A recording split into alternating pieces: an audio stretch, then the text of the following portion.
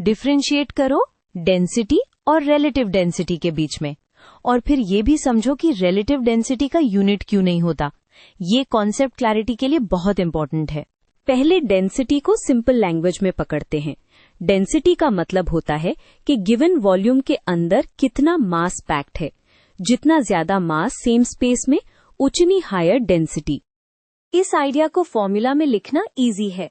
मास को वॉल्यूम से डिवाइड करोगे तो डेंसिटी मिलती है। नोटिस करो, ये डायरेक्टली बताता है कि 1 यूनिट वॉल्यूम में मास कितना है। मास को वॉल्यूम से डिवाइड करना ही डेंसिटी का कोर आइडिया है।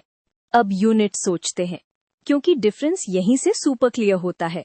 मास अगर किलोग्राम्स में है और वॉल्यूम मीटर क्यूब में, तो डेंसिटी का यूनिट बन जाता है किलोग्राम पर मीटर क्यूब। डेंसिटी के साथ यूनिट आता ही आता है क्योंकि ये मास पर वॉल्यूम है। अब रिलेटिव डेंसिटी, यहाँ हम किसी सब्सटेंस की डेंसिटी को कंपेयर करते हैं एक रेफरेंस डेंसिटी से, यूजुअली वाटर के साथ। मतलब ये बताता है कि सब्सटेंस पानी के मुकाबले कितना डेंस है। इसको फॉर्मूला में देखो।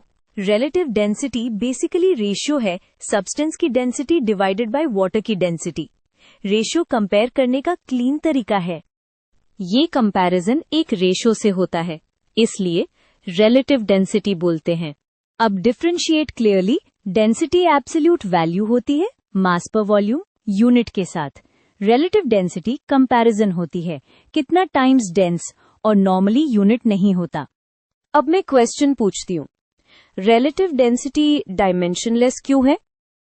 क्योंकि ऊपर और नीचे दोनों डेंसिटीज सेम टाइप की क्वांटिटी है, दोनों का यूनिट सेम होता है, तो डिवाइड करने पर यूनिट्स कैंसिल हो जाते हैं।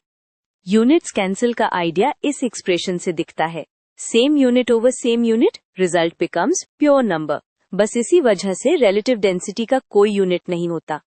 सेम यूनिट्स डिवाइड होते ही कैंसिल हो जाते हैं और वैल्यू यूनिटलेस बन जाती है।